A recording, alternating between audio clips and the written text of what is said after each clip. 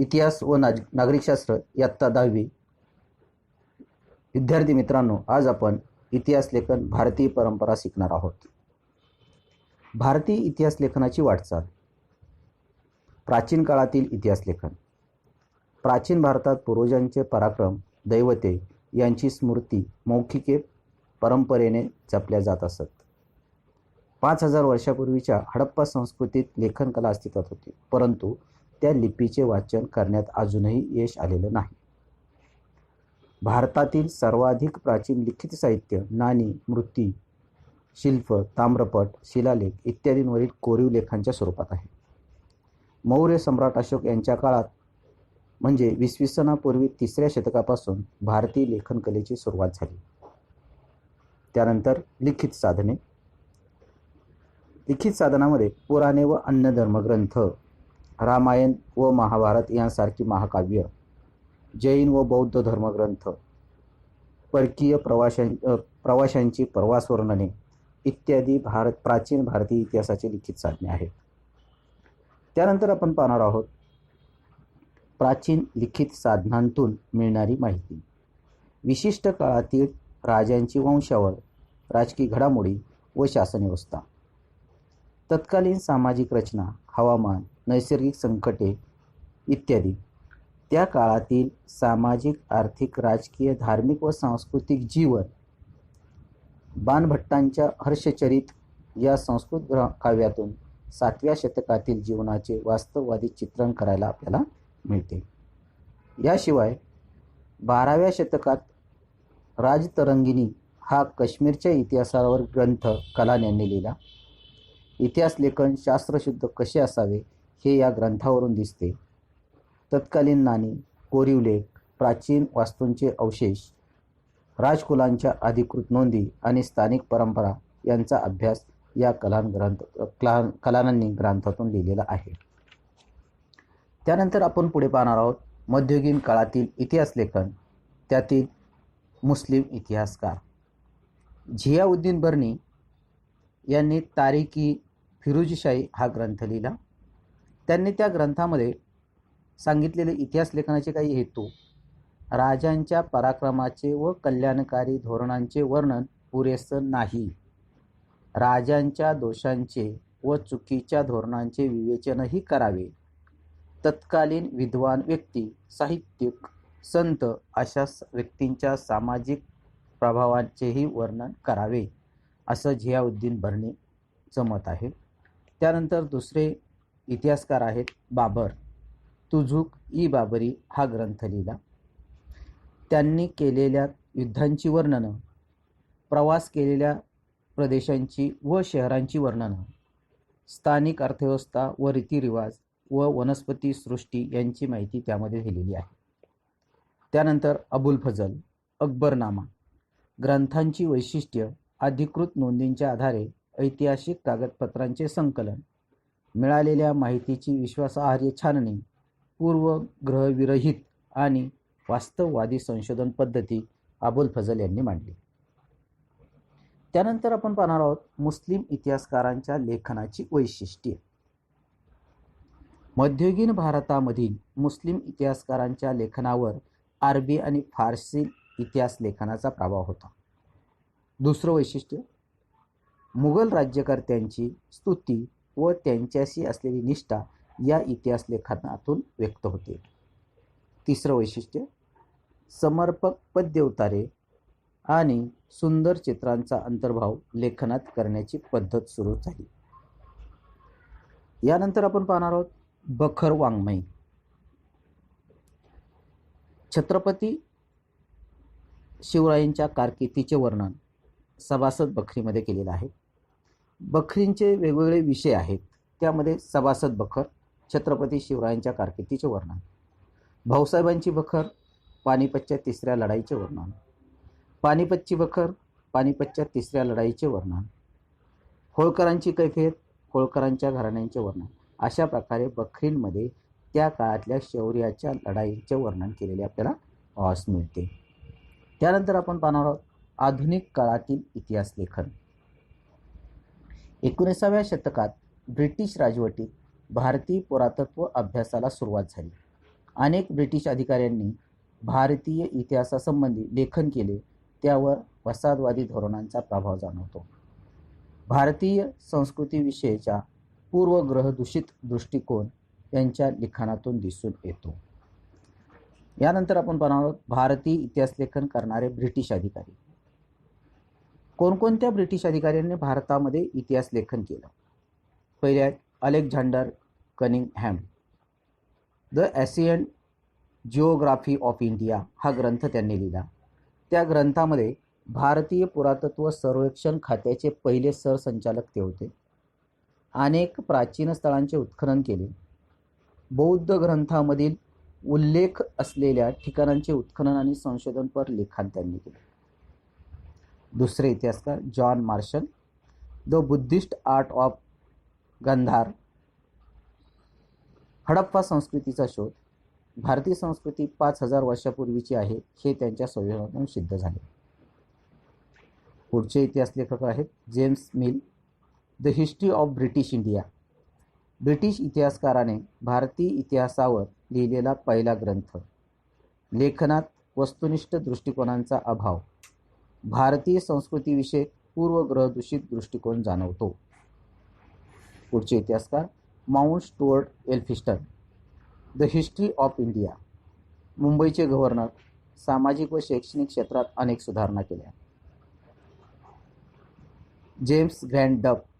A history of the Marathas हा ग्रंथ लिहिला. भारतीय संस्कृती आणि इतिहास यांना कमी लेखण्याची प्रवृत्ती या ग्रंथातून जाणवते. मराठ्यांचा इतिहास ग्रंथात दिलेला आहे. पुढचे इतिहासकार colonel Tod. Tod's annals of the Rajasthan, राजस्थानचा इतिहास लिहिला. यातही भारतीयांना कमी लेखण्याची प्रवृत्ती त्यांची त्यातून दिसून येते. William Wilson Hunter. The brief history of the India, हिंदुस्थानचा द्विखंडात्मक इतिहास लिहिला. त्यांच्या इतिहास लेखनात निपक्षपाती वृत्ती दिसून येते. अशा प्रकारे ब्रिटिश अधिकाऱ्यांनी भारतीय इतिहास लिहिला. त्यानंतर आपण पाहणार आहोत भारतीय इतिहास लेखन विविध तात्विक प्रणाली. भारताच्या इतिहास लेखनाच्या वेगवेगळ्या तात्विक प्रणाली आहेत. त्या तात्विक प्रणालींचा आपण अभ्यास करणार आहोत. त्यामधील पहिली प्रणाली वसाहतवादी इतिहास लेखन. ब्रिटिश अधिकारी आणि ख्रिस्ती धर्मप्रसारकांचा यात समावेश होतो. भारतीय संस्कृती गौण आहे ही त्यांची दृष्टी लेखनातून जाणवते. वसाहतवादी ब्रिटिश सत्तेच्या समर्थनार्थ त्यांनी इतिहास लेखन केले. केम्ब्रिज हिस्ट्री ऑफ इंडिया या ग्रंथाच्या 5ही खंडात वसाहतवादी इतिहास लेखन आढळते. त्यानंतर आपण प्राच्यवादी इतिहास लेखन पाहू. पूर्वेकडील संस्कृती आणि तेथील देश यांच्याबद्दल कुतूहल निर्माण होऊन ज्या युरोपीय इतिहासकारांना लेखन केले त्यांना प्राच्यवादी इतिहास लेखक असे म्हणतात. या लेखकांनी संस्कृत व युरोपीय भाषा तसेच वैदिक वाङ्मय आणि संस्कृत साहित्य यांचा तौलनिक अभ्यास केला.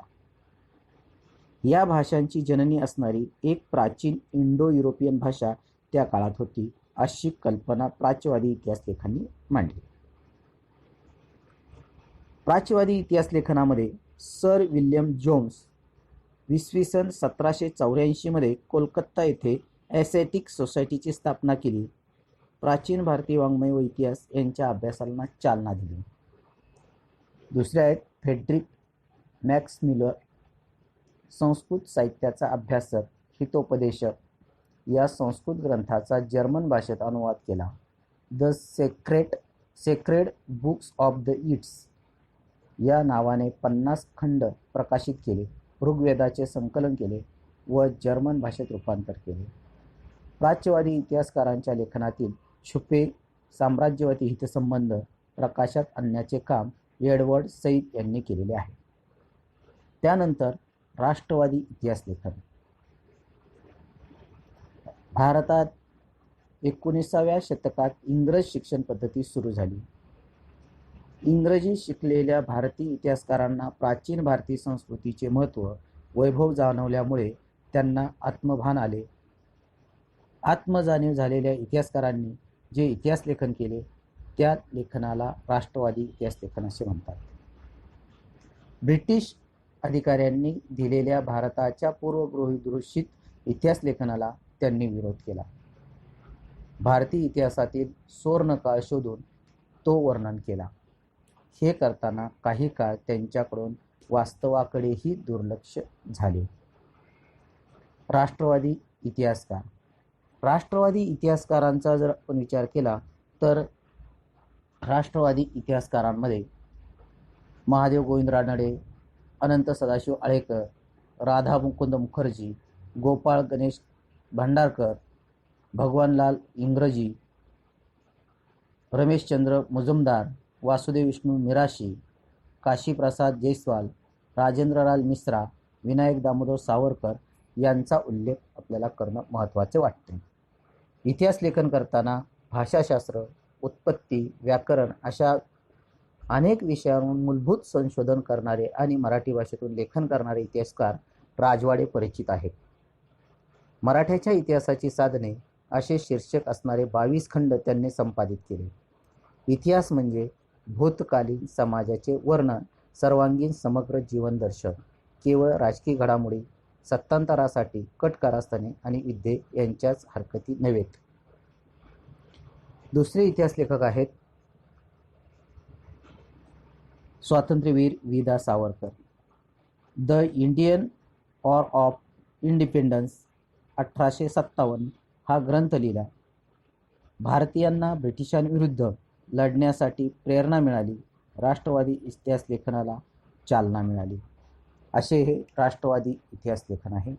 त्यानंतर स्वातंत्र्योत्तर काळातील इतिहास लेखन, त्यामध्ये मार्क्सवादी इतिहास, उत्पादनांची साधने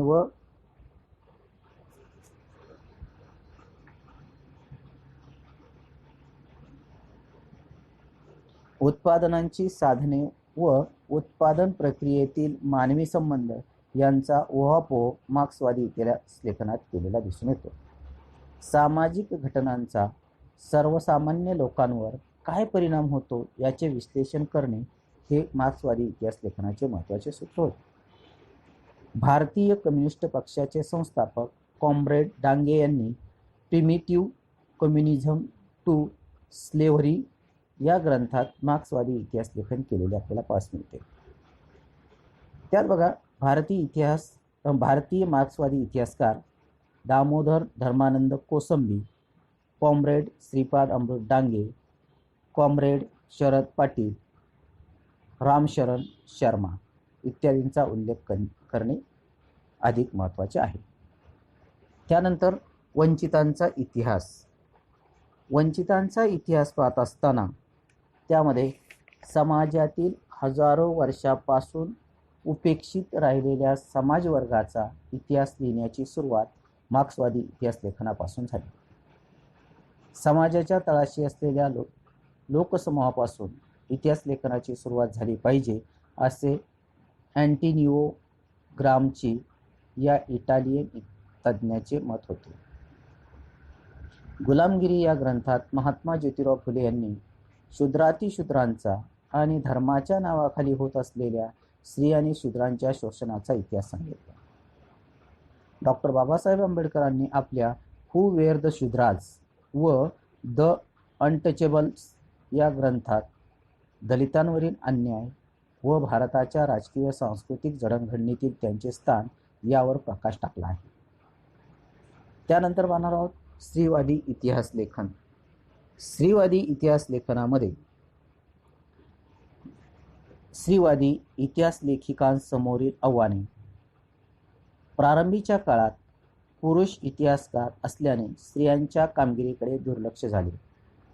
त्यावर प्रकाश टाकणे आवश्यक होते. स्त्रियांनी निर्मिलेल्या साहित्याचे संशोधन व संकलन करणे, इतिहासातील स्त्रियांच्या स्थानांचा नव्याने विचार करणे या गोष्टी स्त्रीवादी इतिहास लेखकात आलेल्या आहेत. त्यानंतर स्त्रीवादी इतिहास लेखिका कोणत्या होत्या ते आपण पाहणार आहोत. ताराबाई शिंदे, त्यांनी स्त्री पुरुष समानता हा ग्रंथ लिहिला. भारतातील पहिला स्त्रीवादी इतिहास लेखन असणारा ग्रंथ पुरुष प्रधान व्यवस्था व जाती व्यवस्थेला विरोध केला. दुसऱ्या लेखिका आहेत Pandita Ramabai. The high caste Hindu woman हा ग्रंथ लिहिला. स्त्रियांच्या जीवनावरील हा ग्रंथ आहे.